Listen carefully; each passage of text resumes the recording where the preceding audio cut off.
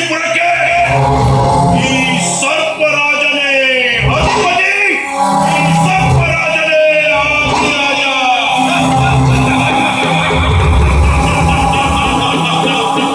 ಅಧರ್ಮದ ಅನುಮೋದನೆಯನ್ನು ಮಾಡಿದ ನನ್ನ ಸಹಧರ್ಮಿಣಿ, ನನ್ನ ಸಹಚಾರಿಣಿ ಅನುಮೋದನೆಯನ್ನ ನಾನೇ ನನ್ನ ಕೈಯಾರ ಮೃತ್ಯು ಕೂಪಕ್ಕೆ ಕಟ್ಟಿದ ಅಧರ್ಮಿ ಈ ಸರ್ಪಕಾಯ ಮಹಾರಾಜ.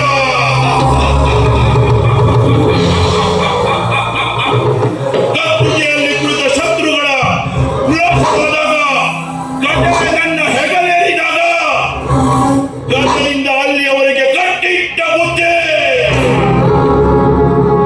ರಾಜ್ಯ ಕಾಲಸ್ಯ ಕಾರಣ. ಈ ಸರ್ಪೋಕ್ಷಿಪುರದಲ್ಲಿ ನನ್ನಿಂದಲೇ ಪ್ರಜೆಗಳ ಬದುಕು, ನನ್ನಿಂದಲೇ ಪ್ರಜೆಗಳ ಉದ್ಧಾರ.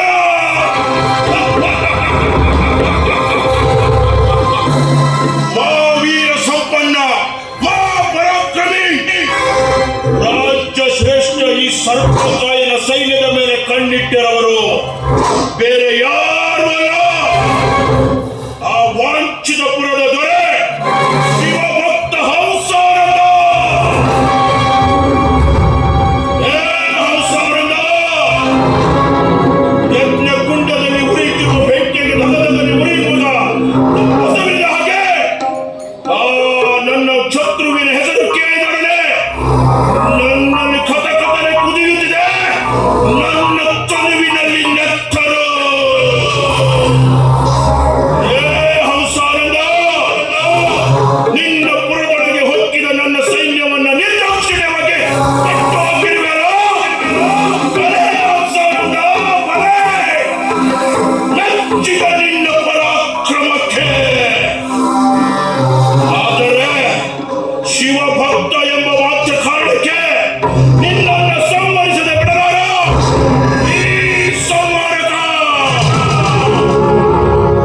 ಸರ್ಪಕಾಯದಿಂದ ಇಂದಿನ ಆರಂಭ, ಉದ್ದೇಶಗಳ ವಿವಿಧ ಉದ್ಧಾಪಾಯ. ಇಂದಿನಿಂದ ಆರಂಭ ನನ್ನ ಶತ್ರುಗಳ ಪ್ರಾರಂಭ ಕರ್ಮ ಮುಕ್ತಾಯ. ಇವನು ಯಾರೋ? ಸರ್ಪಕಾಯ, ಸರ್ಪೋಕ್ಷಿಪುರದ ಒಡೆಯ, ಸರ್ವಸ್ವವನ್ನು ಸ್ವಾಧೀನ ಮಾಡಿಕೊಂಡ ಸಾರ್ವಭೌಮ. ಸರ್ಪಕಾಯ, ಸರ್ಪಕಾಯ.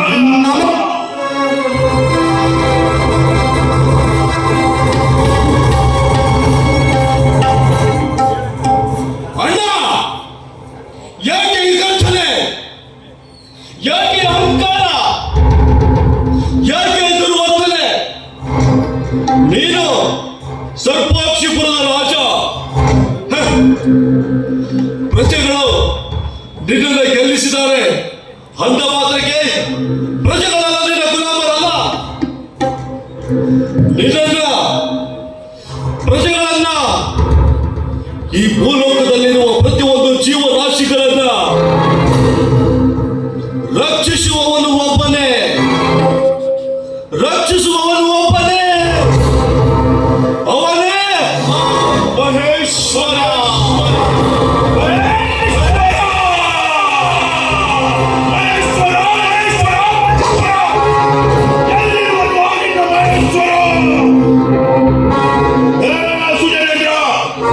ಇದಕ್ಕಿಂತ ಮೊದಲು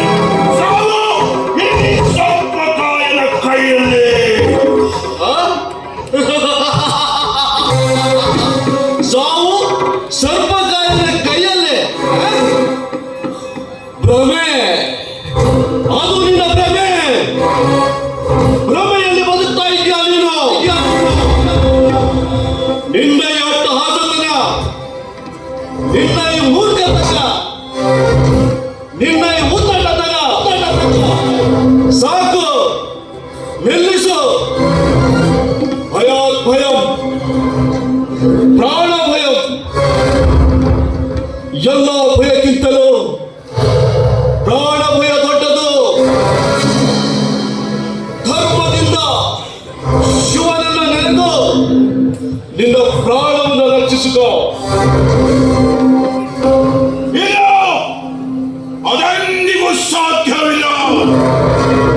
ಅಹಿಂಸಾ ಪರಮ ಧರ್ಮ ಎಂದು ನಂಬಿದವನು ನಾನು. ನನ್ನ ಶತ್ರುವ ಹಂಸಾನಂದ ಹಾಗೂ ಅವನ ಮೊಮ್ಮಗ ಸೋಮತ್ತ ಅಜೇಂದ್ರನನ್ನು ನಾನು ಸುಮ್ಮನೆ ಬಿಡುವೆನೆ? ಅಣ್ಣ ಅಣ್ಣ ಅಣ್ಣ, ಅಧರ್ಮೀಯ ಹಾಗೆ ವರ್ತಿಸಬೇಡ.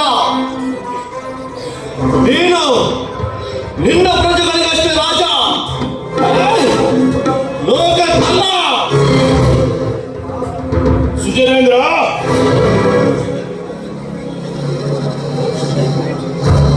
ಹೇ ಸುಜನೇಂದ್ರ, ವಂಶಕ್ಕೆ ಕೀರ್ತಿ ತರುವ ನನ್ನ ಕುಲಪುತ್ರ ಹಂಸಾನಂದನೇ ನನಗೇನು ತರುತ್ತರ ಮಾತನಾಡುತ್ತಿರುವಾಗ ಈಗ ನೀನು ನನ್ನ ಕೆಳಗಿಂತ ಚಿಕ್ಕವನು. ಯಾವ ಲೆಕ್ಕ ನನಗೆ? ಅಣ್ಣನಾದ್ರೂ ಸರಿ, ಅಪ್ಪನಾದ್ರೂ ಸರಿ, ಗುರುವಾದ್ರೂ ಸರಿ, ಪರಕ್ರಮ ಇದೆ ಅಂತ ಅಧರ್ಮದ ದಾರಿ ತುಳಿದರೆ ಯೋಗಕ್ಕೆ ಆಹ್ವಾನಿಸಿ ಸೊಕ್ಕು ಮುರಿದೇ ಇರಲಾರ ಈ ಸುಜನೇಂದ್ರ. ಇದು ಸತ್ಯ. ಭಲೆ ಭಲೆ ಹಂಸಾನಂದ, ಭಲೆ ಮಾತೃವಾತ್ಸಲ್ಯ. ಈ ಸುಜನೇಂದ್ರ ಒಬ್ಬ ಪರಾಕ್ರಮಿ ಎಂದು ತಿಳಿದುಕೊಂಡಿದ್ದಕ್ಕೆ ನನಗೆ ತುಂಬಾ ಸಂತೋಷವಾಯಿತು. ಆದರೂ ಅಣ್ಣನೊಂದಿಗೆ ಹೋರಾಡುವ ಛಲವೇ ರಾಜ್ಯದ ಆಧಿಪತ್ಯವನ್ನು ವಹಿಸಿಕೊಂಡು ರಾಜ್ಯ ಒಳವ ಯಾವ ಕನಸು ನನಗಿಲ್ಲ. ನೀನು ಧೀಮಂತ ಪುರುಷ ಸತ್ಯಸಂಧನಾಗಿ ಬದುಕಲೆ, ಪ್ರಜೆಗಳಿಗೆ ಅಧರ್ಮದ ದಾರಿ ತೋರಿಸಿದರೆ ಶಿವನಿನ ಸರ್ವನಾಶ ಮಾಡದೇ ಇರಲಾರ. ಇದು ಸತ್ಯ.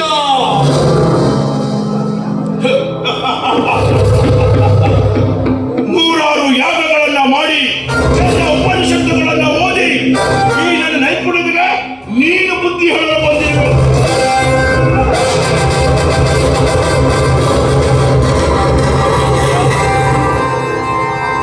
ಪರಾಕ್ರಮ ಇದೆಯಾ? ಪರಾಕ್ರಮಿ ನನ್ನ ಭುಜಬಲದ ಪರಾಕ್ರಮ ಏನು ಅಂತ ನಾನು ನೋಡ್ತೀನಿ. ಬಾ.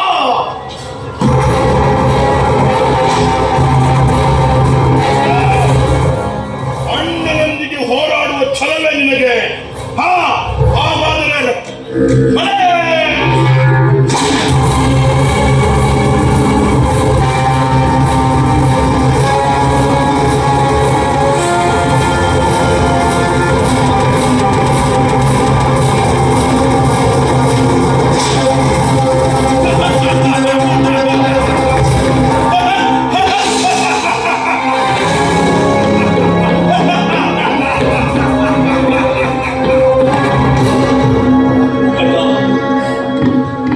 ಕ್ಷಮಿಸಿಬಿಡು, ನನ್ನನ್ನು ಕ್ಷಮಿಸಿಬಿಡು. ಭಕ್ತಿಗೆ ವಿಕೋಪಕ್ಕೆ ತಲೆಯನ್ನು ನೀಡಿ ಸಹಜಾತನೊಂದಿಗೆ ಹೋರಾಡಲು ಬಂದಿಯಲ್ಲ. ನನ್ನ ಗದಾಪ್ರಾಣ ಹೇಗಿರುತ್ತೆ ಅಂತ ನಿನಗೂ ತಿಳಿದರೆ ಸುಜೇಂದ್ರ, ನಿನಗೂ ತಿಳಿದರೆ.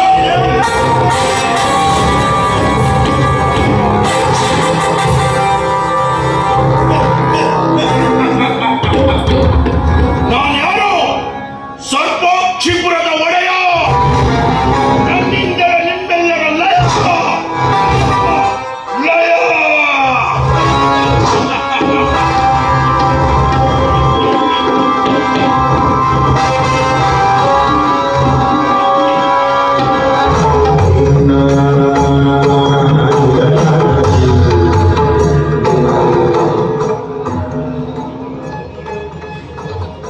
ಅಡ್ಡ, ಇದು ಯುದ್ಧ ಮಾಡುವ ಸಮಯವಲ್ಲ.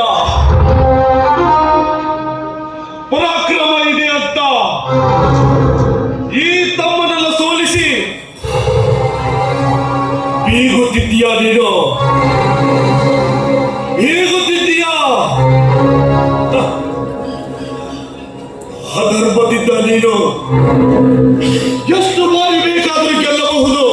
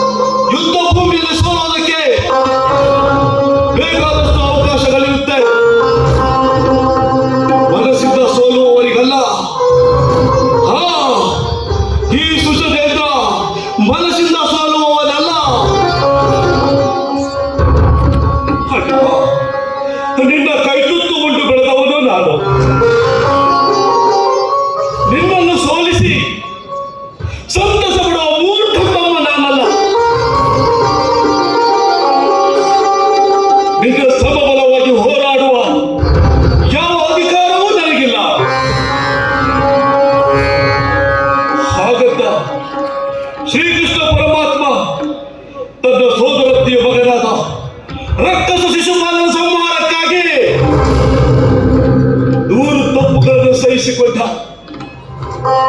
ಆದರೆ ಈ ಸೂಚನೆಯಿಂದ ನಿನ್ನ ಎಲ್ಲ ತಪ್ಪುಗಳನ್ನು ಸಹಿಸಿಕೊಳ್ಳೋದಕ್ಕೆ ನಾನೇನು ಶ್ರೀಹರಿಯ ಅಲ್ಲ. ನಿನ್ನ ಈ ಹಿಂಸಾಚಾರಕ್ಕೆ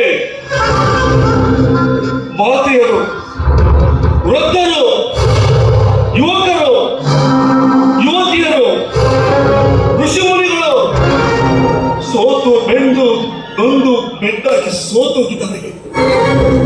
ಅಷ್ಟೇ ಅಲ್ಲ, ನಿನ್ನ ಈ ಹಿಂಸೆಗೆ ಮಕ್ಕಳನ್ನು ಕಳೆದುಕೊಂಡ ಹೆತ್ತ ತಾಯಿಯ ರೋಧನೆ, ತಮ್ಮವರನ್ನು ಕಳೆದುಕೊಂಡ ಹೆಂಗಸರ ಗೋಳು, ಋಷಿಮುನಿಗಳ ಶಾಪಗಳು,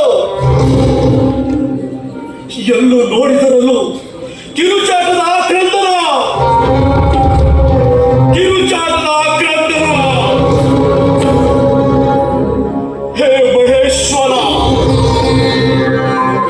ಅಪ್ರಿಯವಾದ ಕಾರ್ಯ ಮಾಡುತ್ತಾ ದುಷ್ಟರಂತೆ ಬೆರೆಯುತ್ತಿರುವ ನನ್ನರಿಗೆ ಸನ್ಮಾರ್ಗ ತೋರಿಸು. ದುಷ್ಟರಂತೆ ಬೆರೆಯುತ್ತಿರುವ ನನ್ನರಿಗೆ ನೋವು ಏನಂತ ತೋರಿಸು. ದುಷ್ಟರಂತೆ ಬೆರೆಯುತ್ತಿರುವ ನನ್ನರಿಗೆ ಸಾವಿನ ಭಯ ಏನಂತ ತೋರಿಸು. ಸಾವಿನ ಭಯ ಏನಂತ ತೋರಿಸು. ಭಕ್ತರನ್ನ ರಕ್ಷಿಸು. ಹಣ, ಕಾಮ, ಕ್ರೋಧ, ಮದ, ಮತ್ಸರ, ಲೋಭ, ಮೋಹ ಈ ಹರಿಷಡ್ವರ್ಗಗಳನ್ನು ತ್ಯಜಿಸದೆ ಹೋದ್ರೆ ನಿನ್ನ ಈ ಆರ್ಭಟವನ್ನ ಮುಗಿಸಿ